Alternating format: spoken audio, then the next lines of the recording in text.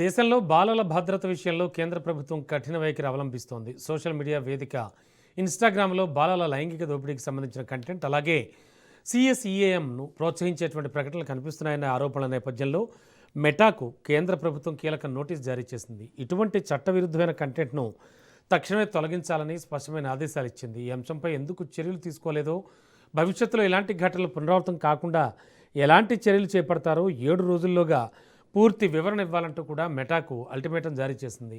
బాలల భద్రతకు విఘాతం కలిగించే కంటెంట్ విషయంలో ఎలాంటి నిర్లక్ష్యాన్ని సహించబోమని కేంద్ర ప్రభుత్వం స్పష్టం చేసింది. సోషల్ మీడియా సంస్థలు భారత చట్టాలను తప్పనిసరిగా పాటించాలని మరోసారి హెచ్చరించింది. ఇక ఇదే అంశానికి సంబంధించి మరింత అదనపు సమాచారం మా కరెస్పాండెంట్ సైదులు అందిస్తారు. సైదులు, బాలలకి సంబంధించి కొన్ని కీలక నిర్ణయాలు తీసుకుంది. ఆ కంటెంట్కి సంబంధించి తక్షణమే తొలగించాలంటూ కూడా మెటాకు నోటీసులు ఇచ్చింది గవర్నమెంట్ అంటున్నారు.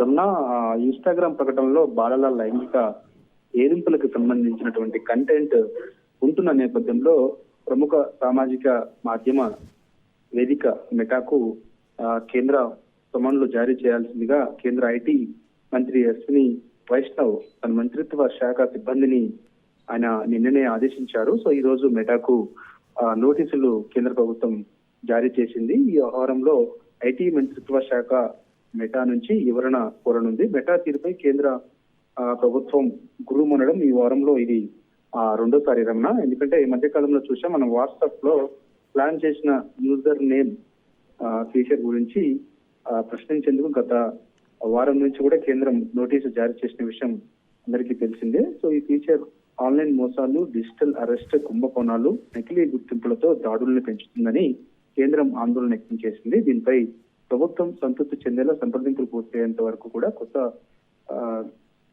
ఫీచర్ ను నిలిపేయాలని కూడా కేంద్రం సూచించింది. సైబర్ నేరాలను పెంచేలా ఉన్నటువంటి వాట్సాప్ నిబంధనల ప్రకారం, ముఖ్యంగా ఐటీ నిబంధనల ప్రకారం ఎందుకు చర్యలు తీసుకోకూడదో తెలపాలంటూ ప్రభుత్వం మెటాను కోరింది.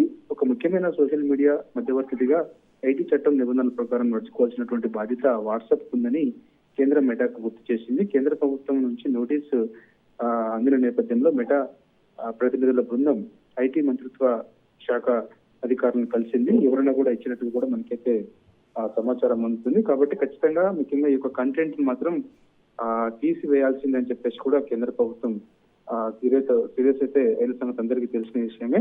కాబట్టి బాలల లైంగిక దోపిడీ కంటెంట్ కి సంబంధించి మాత్రం కేంద్ర ప్రభుత్వం తీవ్ర ఆగ్రహం వ్యక్తం చేస్తుంది. అనేక విమర్శలు వచ్చాయి. ఎందుకంటే వాట్సాప్ లో ముఖ్యంగా బాలల లైంగిక దోపిడీ కంటెంట్ కి సంబంధించి ఈ మధ్య కాలంలో ఎక్కువగా వస్తున్న నేపథ్యంలో, ఫిర్యాదులు కూడా ఎక్కువగా వస్తున్న నేపథ్యంలో కేంద్రం సీరియస్ అయిన సంగతి అందరికీ తెలిసిన విషయమే. అందులో భాగంగానే ఈ మెటాకు కేంద్ర ప్రభుత్వం కీలక ఆదేశాలు జారీ చేసింది. కాబట్టి సో ఇక ఇలాంటి కంటెంట్ ప్రోత్సహించే ప్రకటనలతో పాటు కంటెంట్ ని తక్షణమే తొలగించాలని చెప్పేసి కూడా కేంద్రం మెటాకు ఆదేశాలు జారీ చేసింది. సో ఇక 7 రోజుల్లో వివరణ ఇవ్వాలని కూడా మెటాకు అల్టిమేటం జారీ చేసింది. కాబట్టి ఆల్రెడీ మెటాకు చెందినటువంటి అధికారులు కేంద్ర ఐటీ అధికారులతో సమావేశమయ్యారు. ఈ సమావేశంలో అనేక అంశాలు, ముఖ్యంగా కేంద్ర ప్రభుత్వం లేవనెత్తినటువంటి అంశాలను మెటా అధికారులకు చెప్పినట్టు కూడా తెలుస్తుంది. సో ఆ కంటెంట్ ని ఖచ్చితంగా తొలగిస్తామని కూడా వాళ్ళు కేంద్ర ఐటీ మంత్రిత్వ శాఖ అధికారులకి తెలియజేసినట్టుగా కూడా చెప్తున్నారు. ఇప్పుడు ఇంతకుముందు ఉన్నటువంటి కంటెంట్ కూడా ఖచ్చితంగా పూర్తిగా వివిధ